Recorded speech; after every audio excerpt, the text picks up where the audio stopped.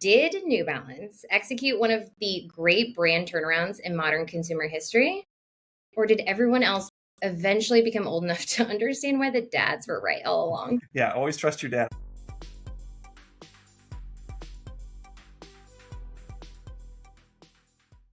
Everybody, welcome back to Ecommerce on Tap. I'm your host, Aaron Alpeter. I hope that your commute or your dishwashing is going well, and thank you for spending part of your day with us. If you're new here, each season we dive into a different industry. We explore different brands whose stories, supply chains, and X potential offer useful lessons for really anybody.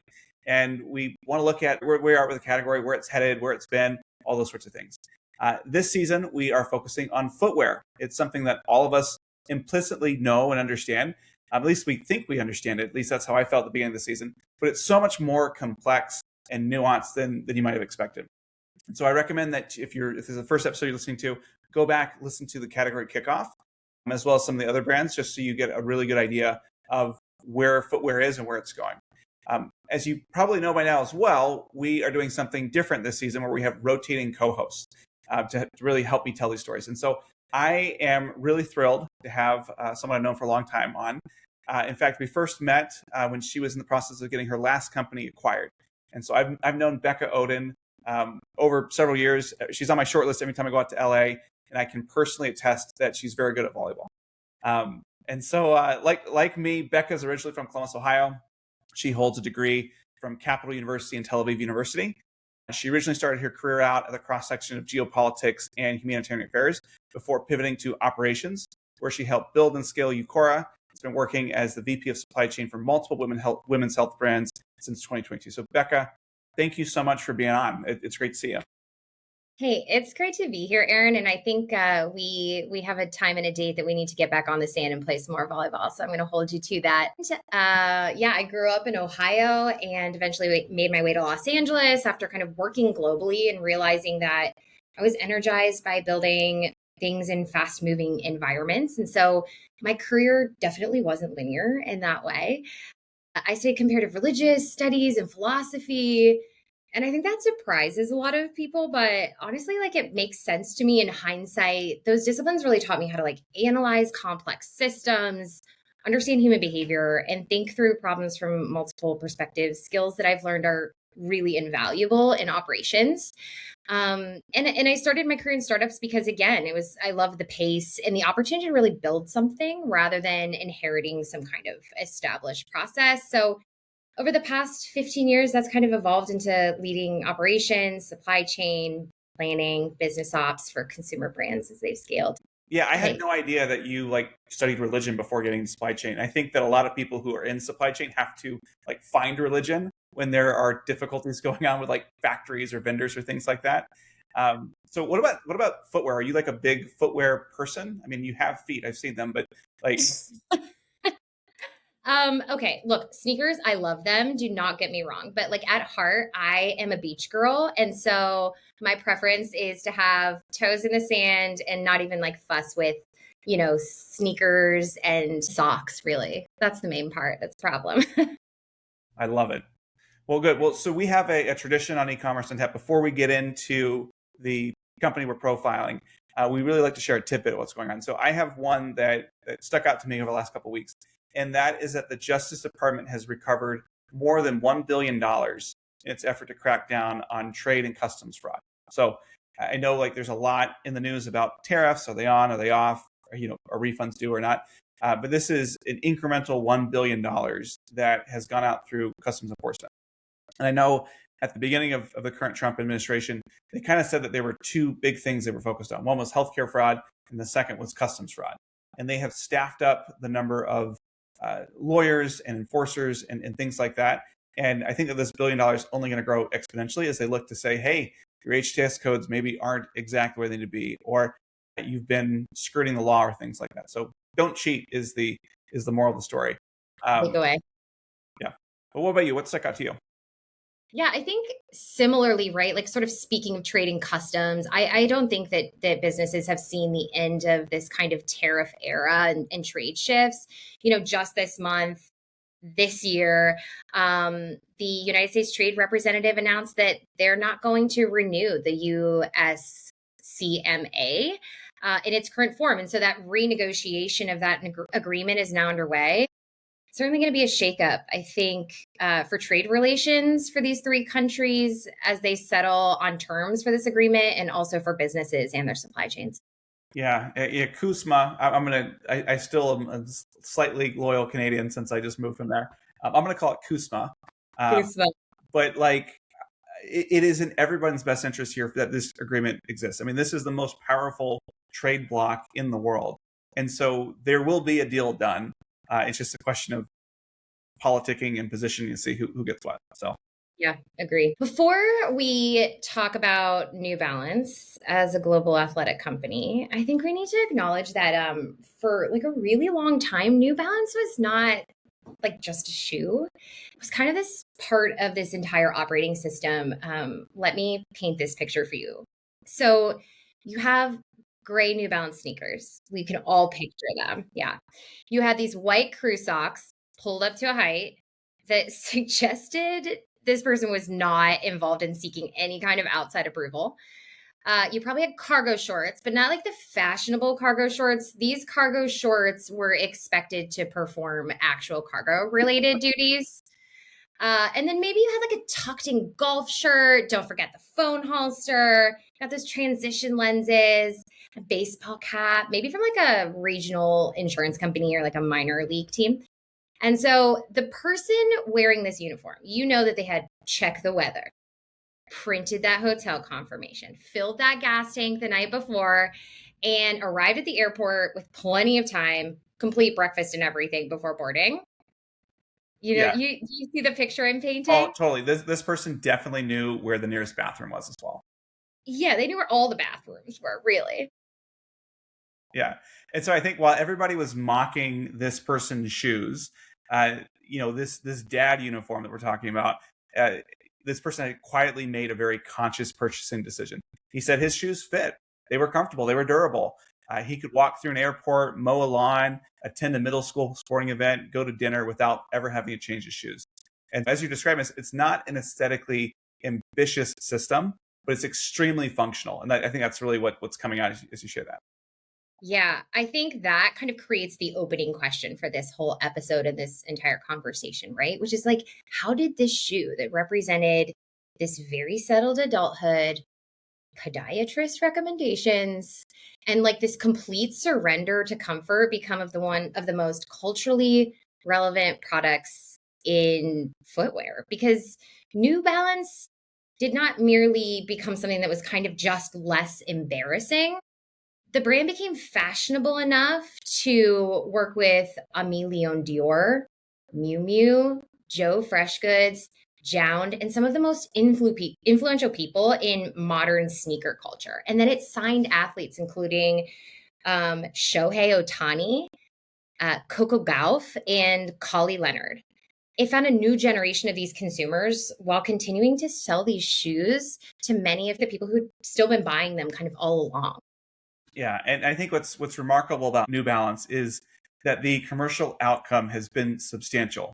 So they generated, I think it was like $6.5 billion in global sales in 2023, which was 23% higher than the year prior and nearly twice what it was in 2020. So the hockey stick is definitely there. In late 2024, the CEO, Joe Preston, said the company expected to finish the year at approximately $7.6 billion. And he described several consecutive years of growth in the high teens, even while the broader athletic market was considerably less robust. And so it's not that everybody is growing as fast as they are. They are outperforming the market in addition to it. And so what we're going to dig in today is not just a limited collaboration story or situation where a few fashionable consumers rediscovered this archive of a sneaker, but it's really about how they created billions of dollars in incremental annual value while really rediscovering who they are. Yeah. Okay, so these key questions in frame that we're going to be exploring here are: did New Balance execute one of the great brand turnarounds in modern consumer history? Or did everyone else eventually become old enough to understand why the dads were right all along? Yeah, always trust your dad, I guess. I think the truth is more interesting than maybe just either answer on either side. I mean, New Balance did change, and we're going to see that. It expanded more into sports, it recruited younger athletes, it became more sophisticated about the way they approach collaborations. They strengthened their retail presence, but they learned how to participate in culture without sounding like they were begging to be invited. And they Yep. did it not by discarding who they were or who people associated New Balance was. They preserved their gray suede that is like the color that they own. They have these complicated constructions, this width assortment, the domestic factories, the technical credibility, all of these things with these slow evolving product families really allowed them to be made for somebody that was expecting to do a certain function, but then also expand into these other elements. And so our thesis today is that their resurgence was not primarily an act of reinvention, but more the monetization of like a strategic patience that they had. And they have all of these great products. They have this private ownership, these cultural collaborations that really get them to recognize the value that they had all along, because there was value here for their entire history. It was never fully understood or appreciated.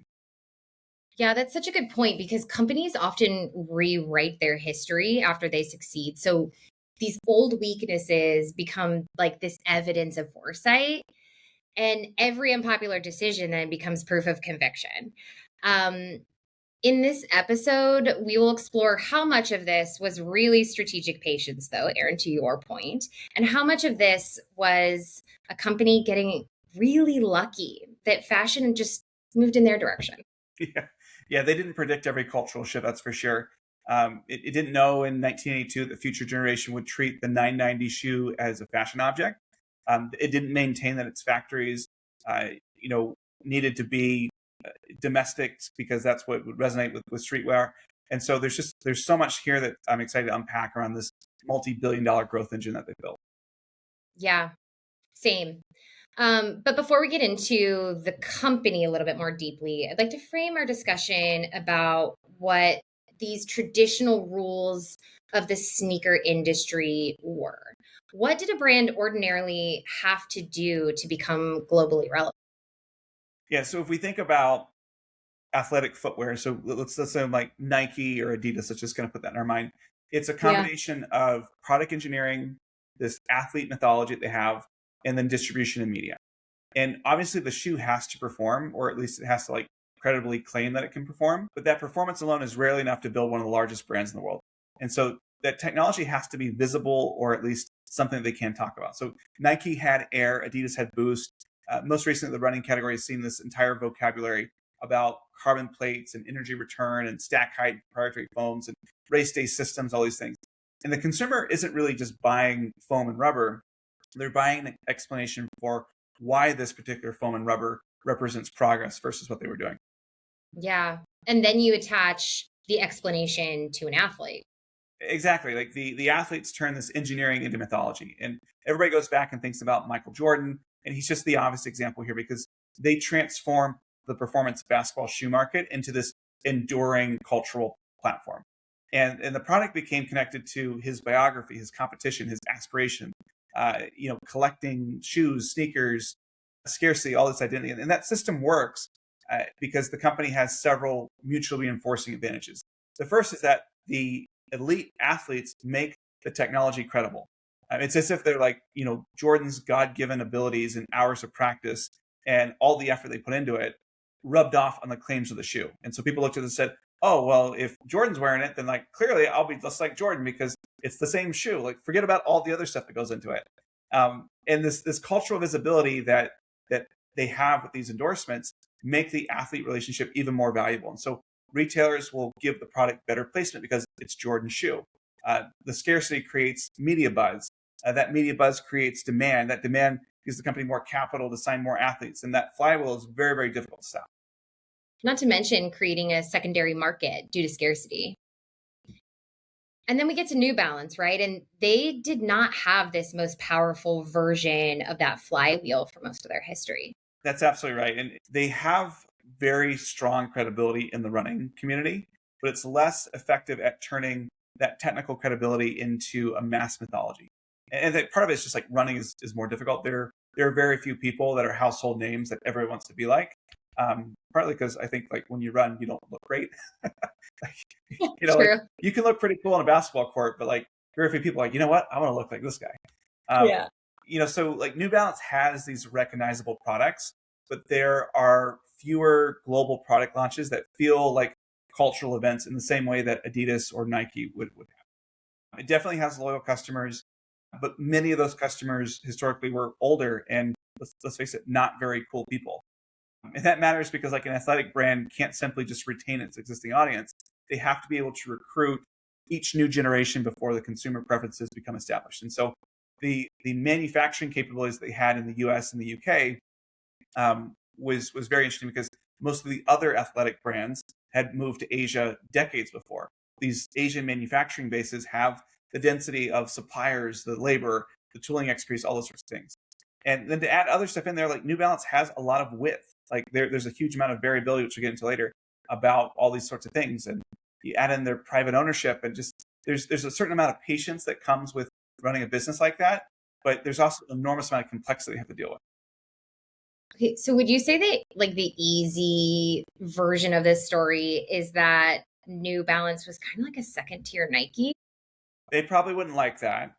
Um, but I think that that's what a lot of people have historically thought about New Balance. But that framing probably misses the company because Mm, like New Balance wasn't simply failing at executing Nike's strategy. They were building a completely different strategy and a completely different operating model. And so the problem was for a very significant period of their existence, the market placed a very low premium on that operating system. You look at what Nike is, all the athletes, all the marketing, what it's going to do, it's culturally much louder. And Adidas could periodically capture, music or football or fashion or streetwear. Jordan occupies its own universe. Converse and Vans have this like youth counterculture, subculture they tap into. And New Balance was just kind of there. It's like they had this vision of the world of this future, and they were building toward that, but like nobody was interested. yeah, I agree. Okay, I think we've done like a pretty good job of talking about how everybody has historically viewed New Balance and kind of like their preconceptions against them. So let's dig into this story a little bit. Who is this company and what was their road to where they are today? I think before you start, one of the things that was surprising to me in the research is that they were not originally the kind of company that we would now call like a sneaker brand. Yeah, and for me, they're much much older than I thought. They Hmm. trace their origins back to 1906, so over 120 years at this point. And this is when William J. Riley founded the New Balance Arch Support Company in Boston. And their initial business was producing arch supports and kind of these shoe fit accessories that would go into other people's shoes as opposed to a modern athletic fashion business. And their orientation was really more like biomechanical and functional from the beginning. So that's their DNA. It's like, oh, it's all about like, it's just got to fit. It's just got to work. Like that's how they got started. Yeah, it reminds me of kind of like an American version of the Birkenstock episode that you did like earlier in the season. Yeah, I think they're definitely cut from the same cloth. And the reality is that New Balance spent more than 50 years becoming experts on feet before they Mm, became experts in shoes. And so yeah. they focused on selling to factory workers, police officers, postal workers, tradesmen, basically anybody who was on their feet all day. And their main products were these arch supports, these shoe inserts that, like I said, went into other people's shoes. And Riley believed that poor balance and poor foot support contributed to fatigue and discomfort. And so they designed these flexible arches that had this idea of like distributing weight more evenly. And the thought would be that you'd be more productive, you'd be able to do more because of that. And so there's this like famous piece of company lore that I found. I thought was too funny that encapsulates what the brand was about. And the story goes that when Riley was working on his idea for his original arch, the big aha moment that he had was when he observed like the 3 points of a chicken foot, and he used it to explain the logic of his arch support. So he's literally like looking at chickens and saying, "Hey, that's a pretty interesting thing. Why is the chicken doing it this way? Can I mimic this with how people would stand?" And that's what they did. Wow. I just honestly am not surprised. It seems like a very New Balance origin story. I mean, now Nike's foundational imagery is like motion and speed and like victory, athlete, like New Balance's foundational imagery is a man examining a chicken's foot because he's trying to figure out balance. I mean, the chicken feet analogy seemed to work out for people and New Balance, though. They created their first running shoe in 1938, which was like a custom made spiked running shoe, which I might need to look up a visual of because that's hard for me to imagine. But they produced it for Boston Brown Bag Harriers, one of the oldest running clubs in the US. And the shoe used kangaroo leather for the upper, and it was built specifically for these competitive runners. And then, just a couple years later, they began producing footwear for tennis and boxing and baseball. But the key thing is like, they weren't mass market lifestyle products. They were essentially just these kind of specialized athletic equipment. Yeah, you're right. And really, the first shoe that put them on the map was a model called the Trackster. And that came out in 1960. And the Trackster became known as one of the first running shoes that offered multiple widths and really helping them establish this proposition with consumers around fit. And that's something that even to this day, everybody thinks about width and fit with New Balance. I think like Yeah. the chicken feet are like the visually compelling part of the story. And the width assortment may be the more instructive part of how the brand began to carve out uh, their niche in the first place. Yeah, I think more than anything, their width shows how a customer promise of having the best possible fit translates into an inventory methodology and system, essentially. So you've got this men's shoe offered in 12 sizes, but then you've got 4 widths and 8 colors. So you've got 384 theoretical size width color combos. And I did that math before now. I didn't do that just now. But that's even before we account for, different regions, channels, replenishment requirements. And so no, the company's not necessarily going to produce all of these combinations in equal quantity, but it has to decide like which variants does it want to make, and then where do they hold them, and then how much demand exists there. The least common widths may be the most important to the customers who need them, and I think that's a wrench.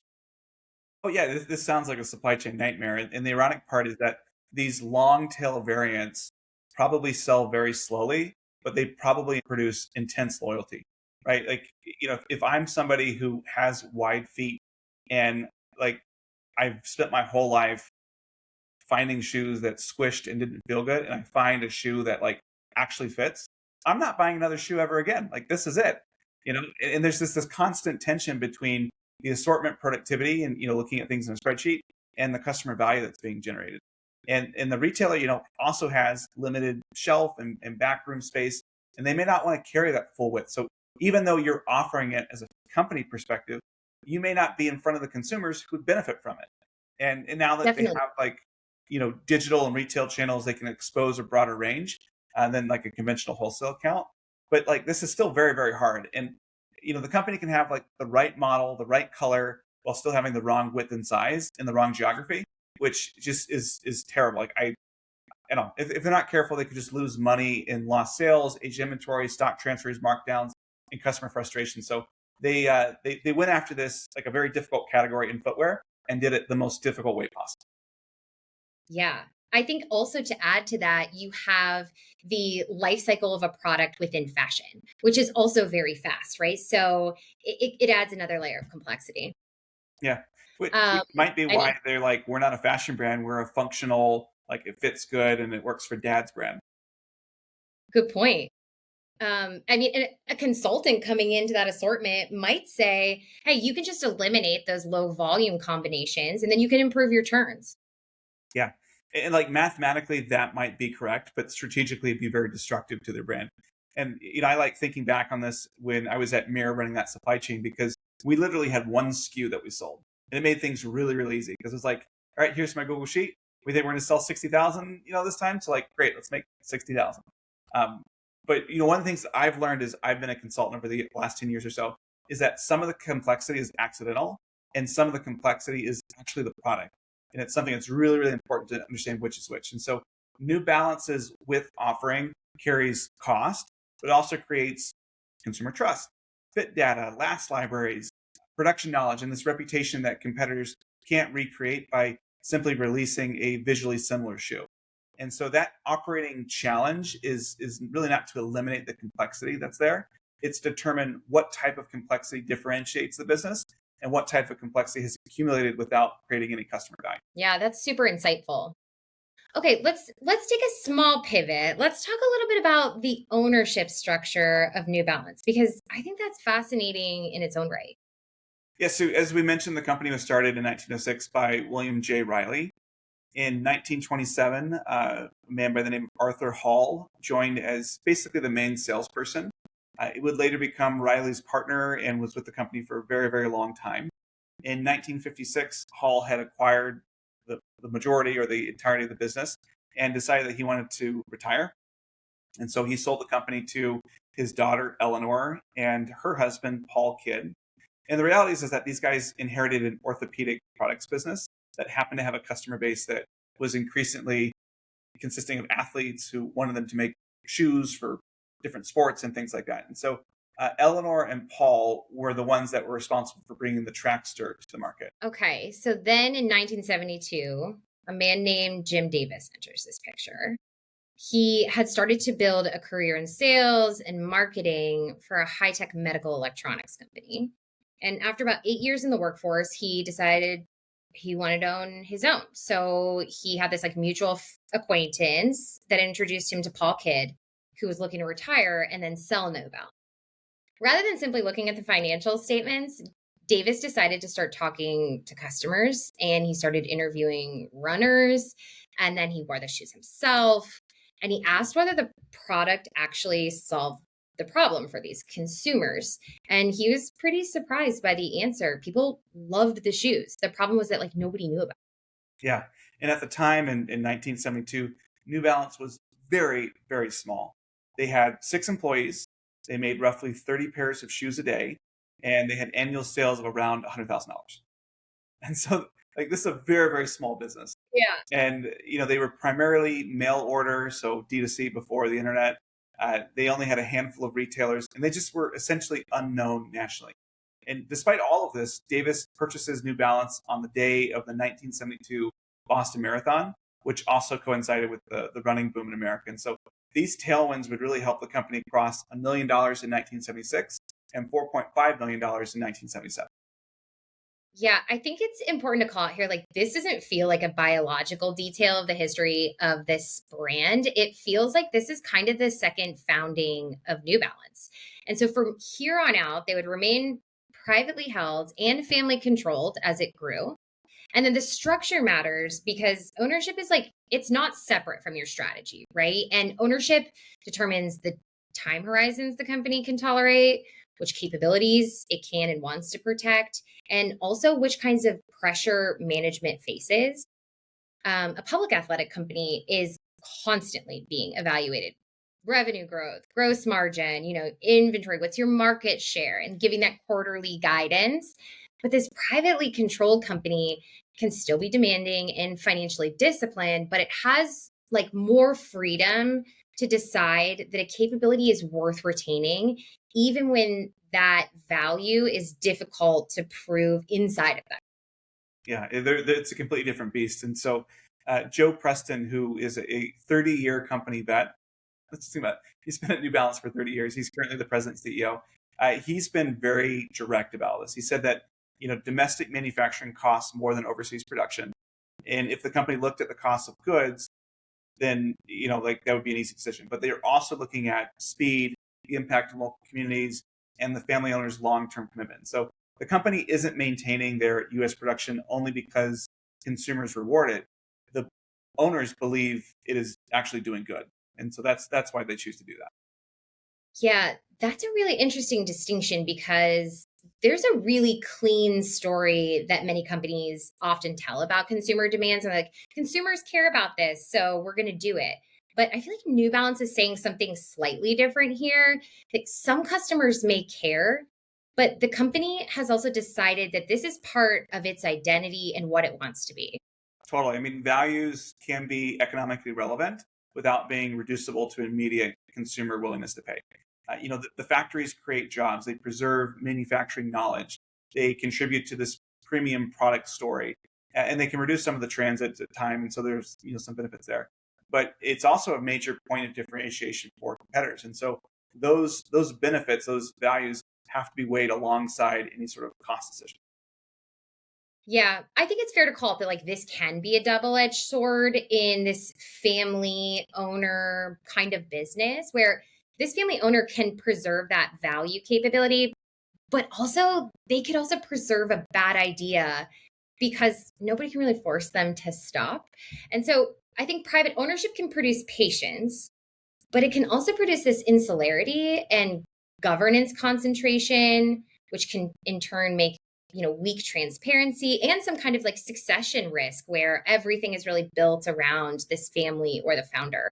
Yeah, no, you're absolutely right. I mean, I think it's kind of like taking VC money, right? You're expected to exit within 7 years when you take that first VC check. Whereas if you bootstrap it, you got to do that. Just keep what you're doing. Okay, so we mentioned a little bit about domestic manufacturing.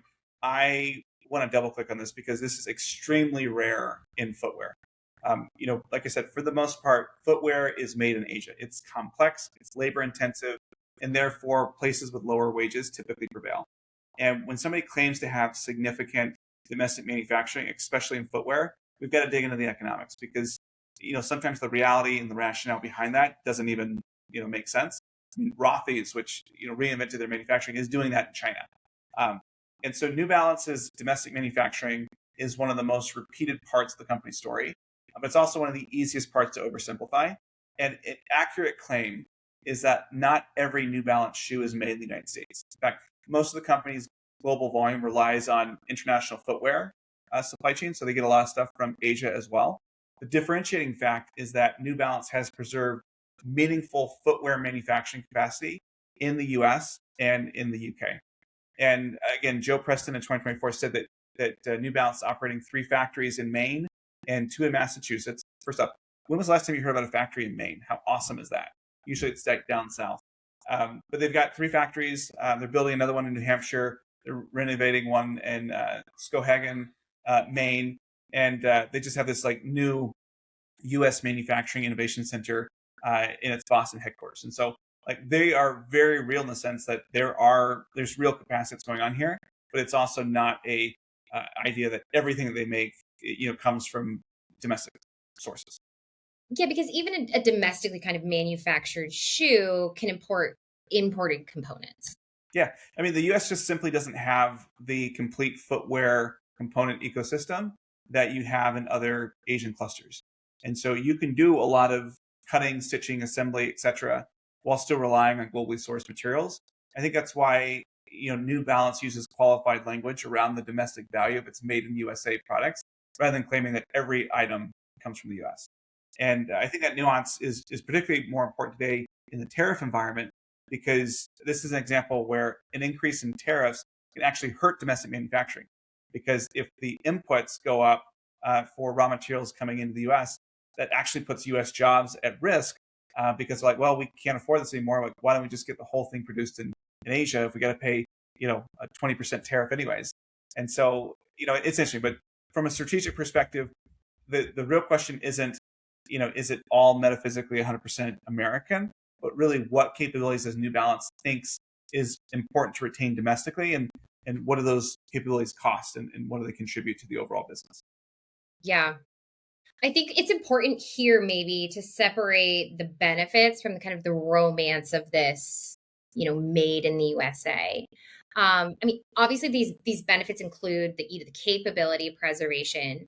New Balance employs people who understand how footwear is physically constructed, so they can create closer feedback among design, development, engineering, manufacturing. And domestic production also supports premium positioning and creates a visible point of differentiation, as you mentioned. There may be a kind of time to market benefit for certain products because the company avoids a month-long being on the water when bridging Asian production to the United States. Preston has specifically cited this as an advantage. But there's also this community and institutional dimension. New Balance has maintained manufacturing employment in places where those jobs really matter. But the disadvantages are also real. Labor is more expensive. The component ecosystem is less complete, as we talked about. Owned factories, they create fixed costs. So utilization matters, which requires specialized labor who must be recruited and trained. And then scaling that production requires capital. And domestic assembly does not eliminate, as we mentioned, the exposure to these international inputs or tariffs. Yeah, I think it's a safe conclusion is that these domestic factories are not the lowest possible way to produce a pair of shoes. So these have to be seen as an expensive strategic capability, and as a result of that, you have to manage them very rigorously, and you have to choose, how to utilize it, how to keep it going, and weighing those costs. Yeah, this feels like one of those most transferable lessons in this episode, that a capability can look inefficient because the accounting system captures all of its cost, but capturing its value is maybe more difficult or less straightforward. Yeah, I mean, it's easy to measure like wages and overheads and equipment and depreciation, all this sort of stuff, but it is more difficult to measure how much product intuition or speed or brand credibility or just the loyalty. I bet there's a lot of New Balances sold in Maine and New Hampshire, right? Yeah, Because of that's true. the folks that are there. But it also just means that as a company, just because you have an expensive internal capability doesn't mean that that's something that should be preserved. It just means that the burden of proof should include the cost of recreating that capability later. Great point. Okay. I love talking about domestic manufacturing, but I think now we should talk about the 990 because it seems to contain almost the entire New Balance story inside of this like one product. Yeah. And if you're unfamiliar with what this is looking like, just think of your stereotypical New Balances, and this is it. So the 990 was originally launched in 1982, and it was an unusually premium running shoe. I think it was the first running shoe to ever cross $100 at a time when that was just a remarkable price for athletic footwear. And again, it's $100 in 1982, so maybe it's with inflation it's $300 or something. But that price really communicated this was serious. This was not a disposable sneaker. This was a piece of technical footwear, and the consumer expected to believe that the materials, the construction, the fit, and the performance were going to be justified by the premium that was being paid. And again, at this time, they're doing maybe tens of millions of dollars revenue, still a very small company. But over time, the 990 stopped being one thing. It became a running shoe, and then it was a lifestyle shoe, then a walking shoe, then a streetwear shoe, then part of the Silicon Valley uniform, and then a dad shoe. And now today, it's a luxury adjacent fashion product. Yeah, and it does tell like these two opposite stories, right? Like one person does wear it but has no interest in fashion and is just there for the functionality, right? And then another wears it because she understands fashion so well that she no longer needs that shoe to look even a little bit fashionable. Yeah, that intended or unintended ambiguity it's actually very valuable because most brands try very, very hard to have one recognizable association. And it's pretty incredible that the New Balance 990 has a product that could function across all of these communities. And here are a few things that exist at the same time. So this is all same snapshot of time. In Washington, D.C. and Baltimore, New Balance was seen as like regional street cred long before the fashion press like saw them as relevant. So that's the same time. In Silicon Valley, Steve Jobs wore these. And so the sneakers were seen as technical, utilitarian, and it was like this personal uniform kind of intelligence. Again, same time, older and comfort-oriented consumers saw the shoe that signaled this fit and support and reliability. And of course, among runners, the brand was like, hey, this is really good from a performance perspective. So these are like four very different groups of people who all thought that the 990 was for them at the same time. Mm-hmm. I mean, that's pretty interesting because the reality is that at that time, the company was not culturally empty during its like uncool period. It's just that its cultural value is kind of fragmented. I think that's right. I mean, the brand possessed a subculture equity. There was like this functional equity, this product equity, but what it lacked was a unified cultural interpretation of what made those valuable forms of equity legible to a younger audience. And so there's like a really interesting kind of timestamp I saw in the research. And I don't know if you saw Crazy Stupid Love with Ryan Gosling. My favorite movies. It's like so good. But there's a part in there where Ryan Gosling's character is like using Steve Carell's New Balance shoes as evidence that he's just surrendered aesthetically. And the joke worked because audiences immediately understood the code. And so New Balance, conveyed comfort over attraction, adulthood over possibility, practicality over style. And like they kind of used that moment when they were talking to really highlight, where they were as they went through this transition. Yeah. It's such a good seed. Honestly, my favorite part is when Ryan Gosling asks Steve Carell if he's Steve Jobs, the billionaire founder of Apple Computers. No, then you have no business wearing New Balance sneakers ever. And I think about the fact that they were still like culturally relevant, mockable, but it's still a form of like salience. And so, no, like you said, nobody had to explain the joke, and everybody made fun of New Balance. Yeah. And I think that encapsulates exactly the challenge that New Balance had. The company had the problem of people knew who they were, but they had no idea what New Balance represented. And so people kind of assigned the wrong emotional value to it. And so from a branding perspective, they already had a lot of very marketable stories and marks. They owned the gray, the suede, the mesh. They had very visible technical construction. They owned the comfort with maturity, seriousness angle. There was this American manufacturing story, and just kind of this like we don't care about fashion sort of motif. And so the challenge was not trying to create meaning from nothing. It was trying to change the existing meaning so that it resonated with people. Yeah. Okay, so when Crazy Stupid Love came out, 2010, 2011, what did the business look like? Yeah, so it wasn't small anymore, right? But again, you look at the broader folks, they still weren't huge. They were doing about $2 billion in revenue, and they had really become a major global athletic company rather than just a US running specialist. And so they, were in this $1 billion range, but they were still misunderstood, underappreciated. They hadn't really hit their stride, and that's going to come, years later. Yeah. I think like this is okay, the portion of the story where we can be honest about what New Balance controlled and didn't control. And so the company, it didn't cause the decline of workplace formality. It did not cause fashion to embrace normcore, nor did it cause sneaker consumers to age. It did not cause people to become less willing to tolerate uncomfortable shoes. Yeah, you're right. A lot of this was right place, right time, and kudos for them for capitalizing on it. But as you mentioned, there were several cultural and demographic changes that were increasing the value proposition of what New Balance had historically stood for. And that was one is that the traditional sneakerheads were starting to go older without abandoning their love for sneakers. And so you had this generation that treated athletic footwear as culturally meaningful, and they reached their 30s and 40s and 50s. And those consumers still cared about product, but they didn't really need every shoe to be visually aggressive or scarce or attached to some sense of rebellion.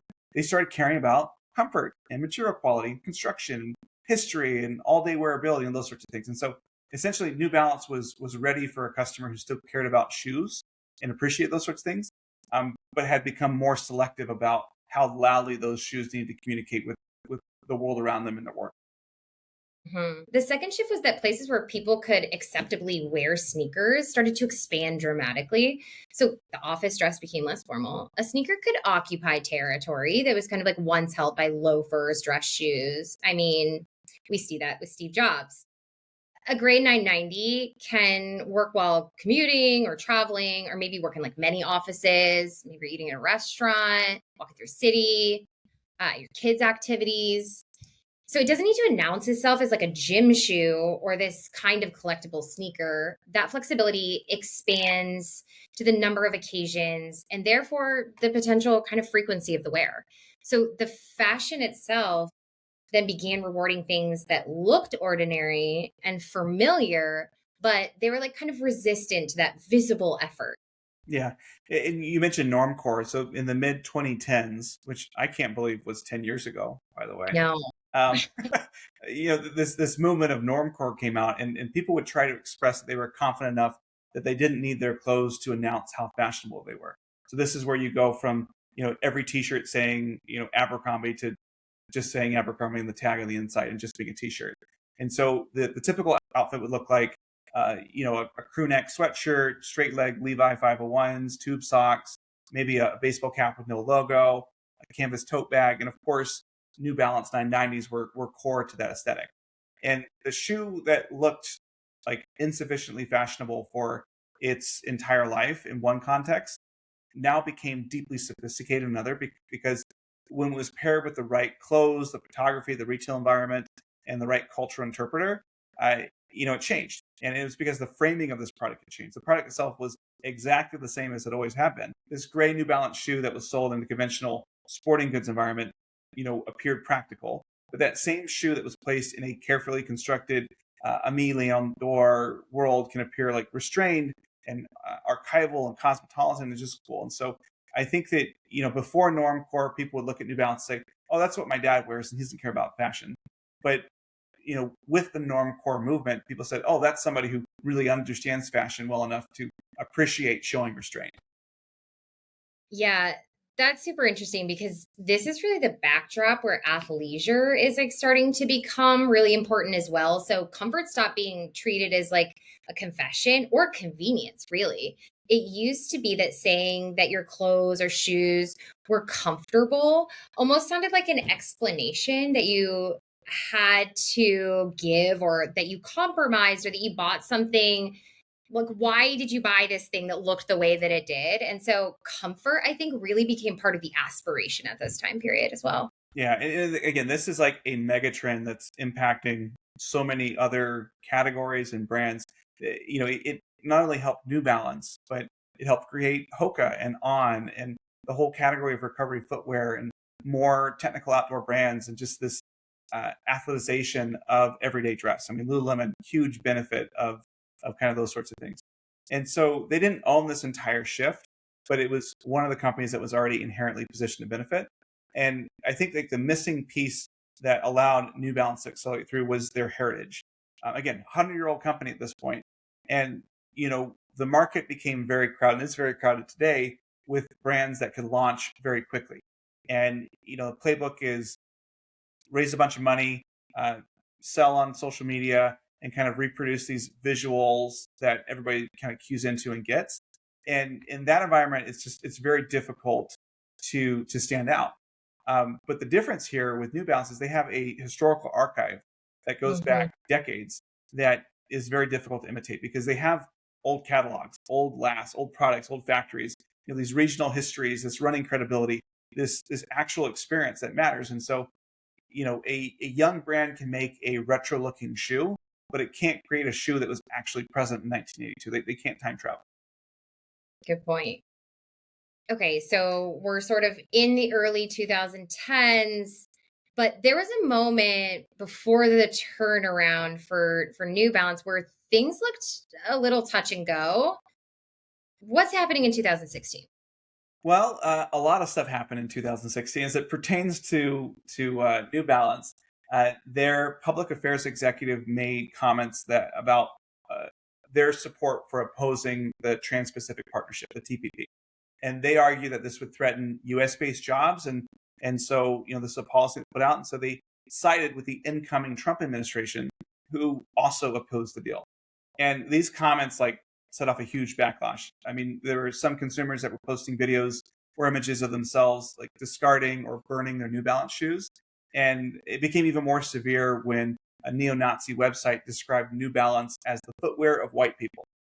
And they obviously rejected that endorsement and publicly distanced themselves from bigotry and hate. But this was a cultural element that they touched on in a bad way that I don't think they entirely meant to. Yeah. And I think this is particularly dangerous because a brand doesn't control who tries to claim it. New Balance had a domestic manufacturing position rooted in trade policy and factory economics. And then this position was suddenly absorbed into this much bigger cultural and political conflict. Yeah, and that's one of the recurring risks of brands with visible domestic manufacturing narratives. I mean, the company wants to talk about tariffs, they want to talk about procurement, industrial policy, trade agreements, and consumers may interpret those comments through a partisan framework. And now you've got outside groups that may deliberately, appropriate the brand, like the neo-Nazi thing that they had no intention of. There was There's no desire to like do any of that.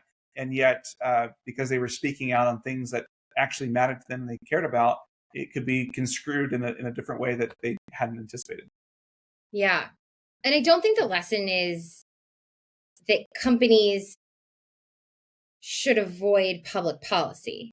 But New Balance's factories are materially affected by domestic trade rules, and it has legitimate reasons to participate in this conversation. And so I think the lesson is that the communications can't be separated from the cultural environment in which that statement is going to land. Yeah. And I think that, this difficult time also clarified why the later cultural partnerships really mattered, because they needed to go on offense. They needed to actively recruit younger and more diverse consumers while also demonstrating that the brand was broader than any individual political interpretation that was being attached to it. Yeah. And then I think this is where this turnaround becomes like more deliberate for them. So they didn't like wait for consumers to rediscover them or archive or rediscover their archive, even. There were lots of similar brands that had a shot at becoming what New Balance became. And this is where we start moving from the right place, right time to kind of seizing the moment, right strategy, right execution. Yeah, I think that this is probably one that all the founders who are listening to should really pay attention to, because the playbook that they developed and implemented was really interesting. And I think that when we think about their collaborations, people think about Crocs and all the cool stuff that they've done. I think they were very similar, but also very different. There was no single watershed moment for when they were cool and then became or uncool and became cool. It was this construction of repeatable cultural translation systems, really starting around 2018. And they began working more deliberately with collaborators who possess their own aesthetics, their own communities, their own interpretive authority.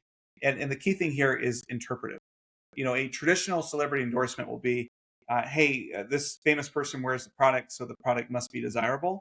Where how New Balance approached collaboration was, hey, this person understands something about the product that the parent company can't really articulate with the same credibility. And so the collaborator becomes a curator, an archivist, a stylist, this gatekeeper or translator. It's a very different approach on how it's being done, because you're ceding a lot of the creative control to the collaborator versus saying, hey, we just want to put you on a billboard with you holding the stuff. Yeah, and JJJJound is like a great example because the collaboration did not require turning New Balance into something that was visually unrecognizable. It was these like small set of decisions around like tone and material and shade and like photography and scarcity that could make a familiar New Balance silhouette feel really elevated. Yeah. JJJJound demonstrated how the context really changes the value. I mean, Joe Fresh Goods, another collaboration they did, they contributed a different kind of translation. And they started connecting the brand back to Chicago and Black cultural storytelling and community memory in basketball. And the Saleh Bembury collaboration showed kind of the technical foundation could support this more expressive and tactile design language. And so we'll put a lot of these pictures up in the show notes, but they're just pretty fascinating because each collaborator revealed a different part of the brand that you kind of always knew was there, but hadn't really seen explicitly until they had this context. But Aime Leon Dore and Teddy Santos were probably the most important relationship in the modern resurgence, for a lot of reasons. Yeah, I mean, looking at these pictures and like I encourage the listeners to definitely take a look. It's shocking because like the aesthetics were so compatible. It's almost as if these were how the shoes were always supposed to have been merchandised. Like they don't feel out of place. And Aime Leon Dore could draw from New York and Queens prep, basketball, like this Mediterranean references and old sportswear and understated luxury without making New Balance feel as though it was kind of like wearing a costume. Yeah, I think you're right. Like a bad collaboration would be one where New Balance is asking to behave more like the collaborator, but a really strong collaboration in this sense is New Balance becoming more legible because of the collaboration. Like it's learning more about itself because it's there. Hmm. And Teddy Santos and Aime Leon Dore, they worked across the models of like the 997, the 990, the 827, and eventually the 550. And Santos later joined as the creative director for New Balance's Made in the USA line, which brought some of that external cultural interpretation closer to the center of the company. Yeah. And like clearly New Balance benefited greatly from a lot of these collaborations, but like what was in it for these collaborators? Yeah, I think the right way to look at it is it's more like a licensing deal. They usually get like an upfront design fee and some sort of royalty. They usually get like an upfront design fee, a royalty, and some sort of significant creative control. And the benefit is they don't have to buy or manufacture any product. And so I think the value here is that while New Balance benefited from a very distinctive aesthetic and cultural point, the collaborators benefited enormously from their reach. And so if you look at Aime Leon Dore as an example, like they had maybe 4 stores, an e-commerce site, like a really loyal customer base. But New Balance has thousands of retailers globally. So instead of selling 5,000 pairs, their design suddenly sells 100,000 pairs. And that dramatically expands the awareness of their own brand. And so while the royalties and the upfront fees could be meaningful, I think the real payoff is when hundreds of thousands of people now start discovering the collaborator's own brand. And even if there's like a small fraction of those people who go on to purchase apparel or other products directly from the collaborator, I'd imagine that the customer acquisition cost or lifetime value is enormous. It far exceeds what they would get from the shoe sales themselves. Yeah. And I think the 550 becomes the clearest commercial proof. It began as like a relatively obscure late 1980s basketball model, and Aime Leon Dore helped revive it in 2020. Its importance is not merely that the collaboration sold out.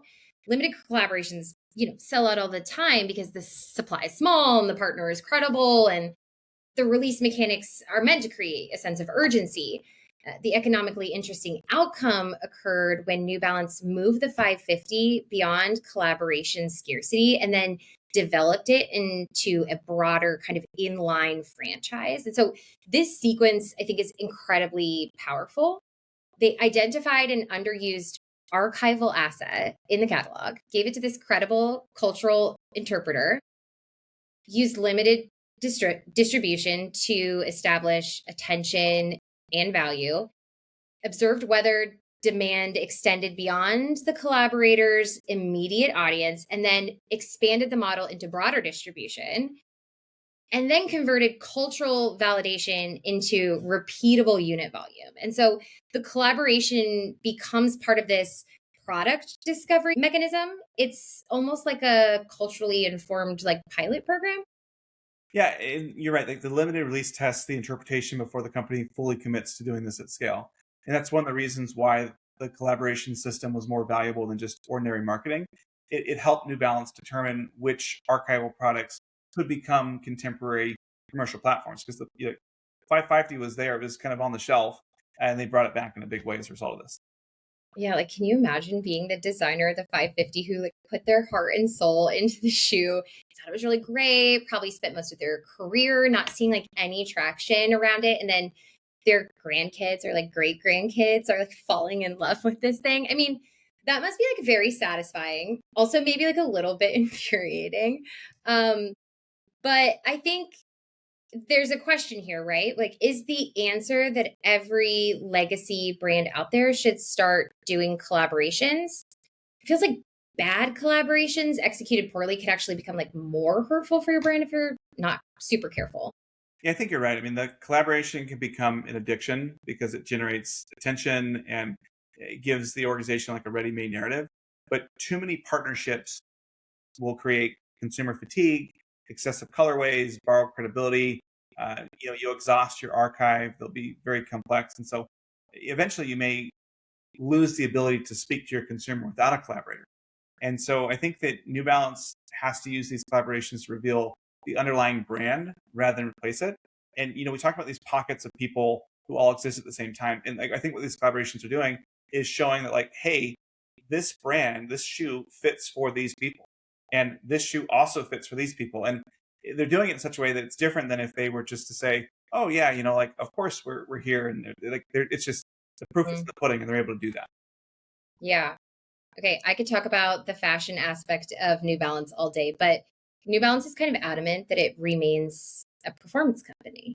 Yeah, the CEO said that they see themselves at the intersection of performance and fashion, but performance really remains their core. And he points to like the running, the product innovation, the New Balance expanding athlete portfolio as the foundations of the brand. And so it's interesting because all of these collaborations have been fashion focused, but they're still saying no, like we want to be sport. Over the decades, New Balance had withdrawn from several major sports just to concentrate on running.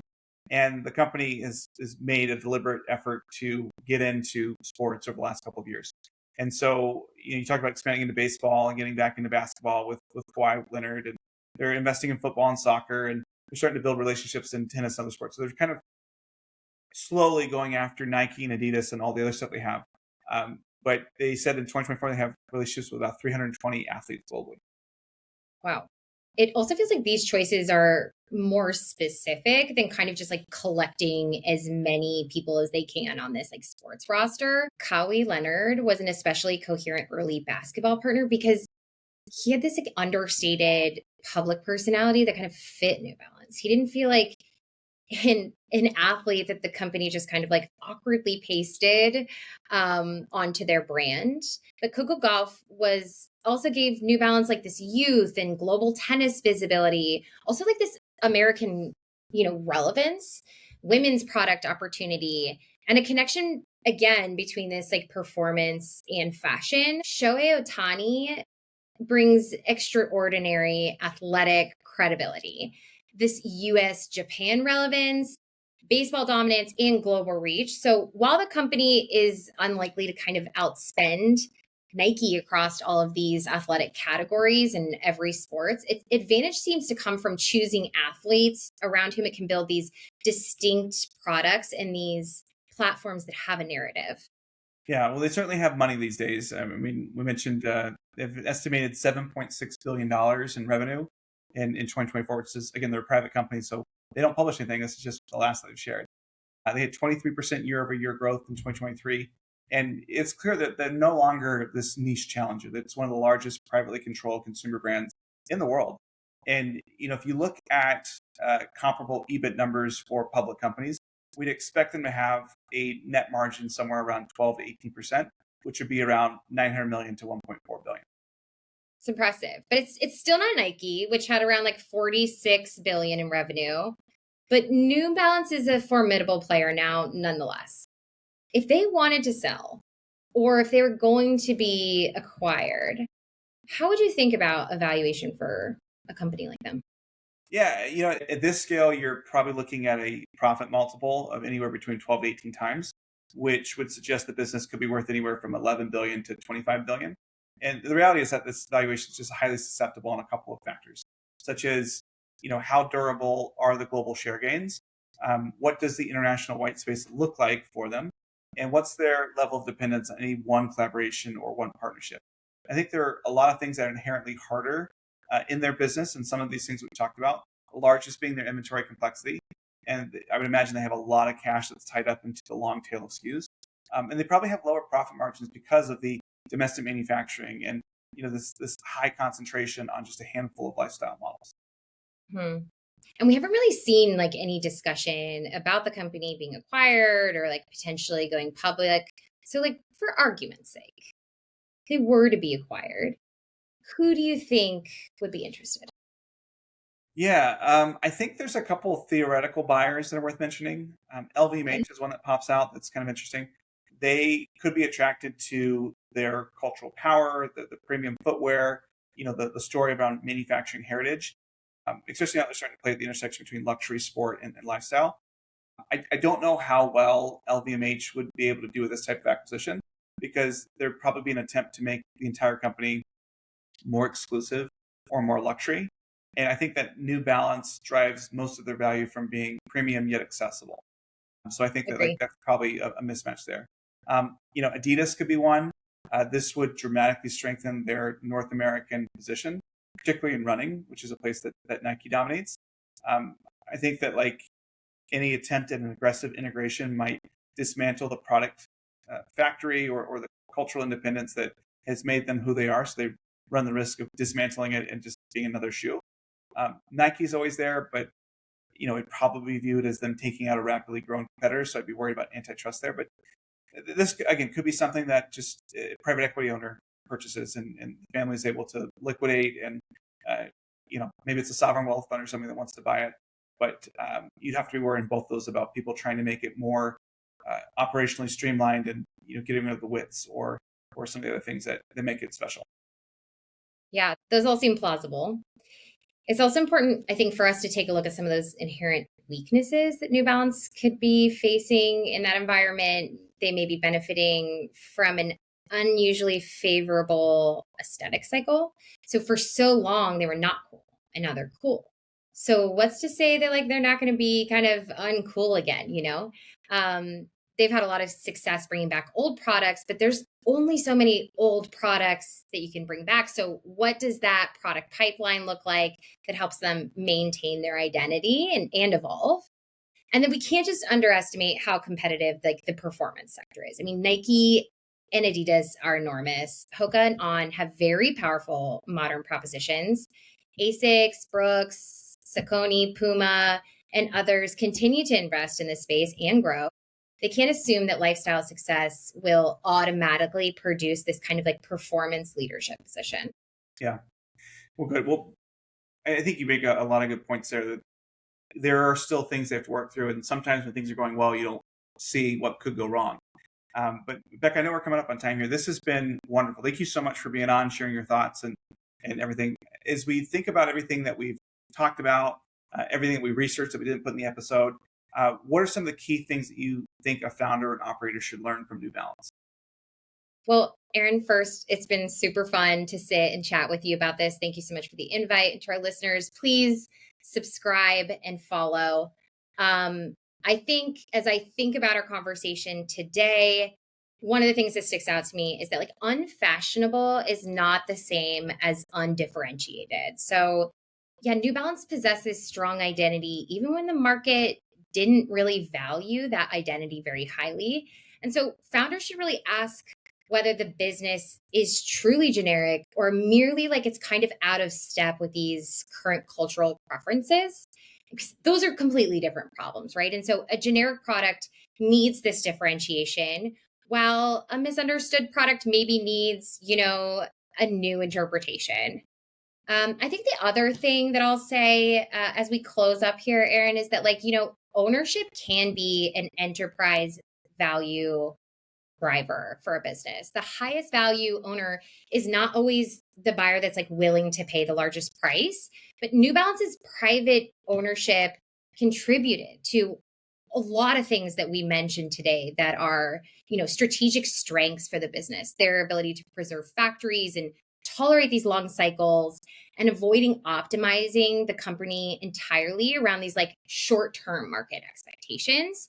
And a different owner might need, near-term earnings increases or reduce long-term distinctiveness. I think those are the pieces that really stick out to me. What about you? I think the first one is that some complexity is strategic. And so you think about their width options, their domestic manufacturing, this really emphasis on product construction, that all those things make the company harder to operate, but it also makes it harder to copy. And so, simplification is valuable until it removes the reason that the customer actually cares. So you have to always be careful. And then I think, with their collaborations, you gotta let these partners translate rather than overwrite who you are. And so the best New Balance collaborators didn't make the company look like somebody else. They showed the consumers how to read what was already there, how they were experiencing New Balance in their ecosystem and in their lives. And I think that was just a really great way to show people and reveal that product truth versus, trying to conceal who they were. Yeah. All right. So we started with the dad uniform at the beginning of this episode. And I honestly feel like we owe the dads a conclusion. Were they secretly fashionable all along? As much as I wish that were true, I don't think that they were secretly fashionable. I do think that they were optimizing for a different set of variables. They cared about comfort, fit, durability, readiness, utility, all those sorts of things.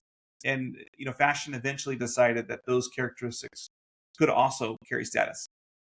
Yeah. So the shoe didn't change from being functional to fashionable. Function became a part of fashion. That's right. I think that the New Balance story is not that management perfectly predicted the future. The company did something more difficult to appreciate than what you see at the moment. They preserved enough of their own identity to remain distinctive, while the environment around them changed. And it chose to retain its factories, its knowledge about construction and fit, its old silhouettes, its technical credibility. And it paired all of those inherited assets with this new system. And so the athletes made the brand visible in sport. The Climbers, made it visible in culture. And, the result was not this abandonment of the old New Balance, but more of a valuable interpretation of what the old New Balance actually was that we didn't really understand. Mm-hmm. So founders, the lesson here is not that every uncool company will eventually become cool. Most uncool companies are going to remain uncool. Some are undifferentiated, poorly operated, or attached to products the market no longer needs. But when a company possesses like real product truth, hard to recreate, operating capability, and this like recognizable identity, management should be careful about destroying those assets merely because the market doesn't value them today. And every spreadsheet is going to encourage some degree of simplification. Outsource the factory, reduce the assortment, drop the widths, replace the old silhouette, or broaden this distribution here, follow the market leader.